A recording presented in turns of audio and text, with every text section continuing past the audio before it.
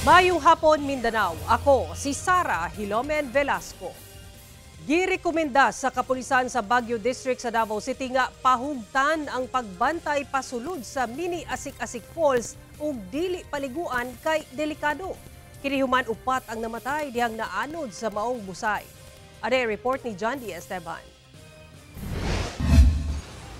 Sumala sa Baguio District Police sa Davao City, kinahanglang pahugtan ang pagbantay sa entrada paingon sa mini Asik-Asik Falls sa Barangay Carmen. Kiniaron dili na masugli ang nahitabo niadtong Domingo nga naay naanod sa Talumo River ug namatay sa karit nga pagsaka sa tubig.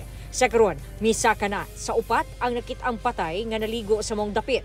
Lahi pudtong namatay sa laing barangay nga naanod sab sa susamang sapa sa susamang adlaw.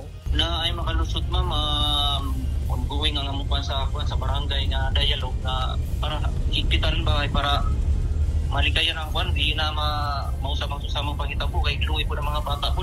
Uban, mag-entry sila diri sa Tamayong. Daan nang giingon sa Davao City Disaster Risk Reduction and Management Office nga danger zone ang mini Asik-Asik.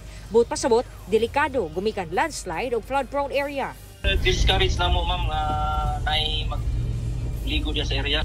Ang Barangay Carmen, miingon na nga mopanday og joint resolution tali kasikbit nga barangay labi na sa Tamayong nga naanay kanunay magbantay sa lugar aron musita sa mga buot mulusot aron maligo sa lugar. Ang Barangay Baguio uyon sab niini. Ginapabantayan na to bod natay mga tao dito naga-monitor pod gyapon. Mga to or mga mangagi mahibaluan gid pod nato kung asa gikan o taga-asa sila. Nga mahibaluan na to mga pangalan o unsa po yung mga precautions nato din ang imuon para preventive. Kauban si Bebot Kahes sa kamera, John D. Esteban.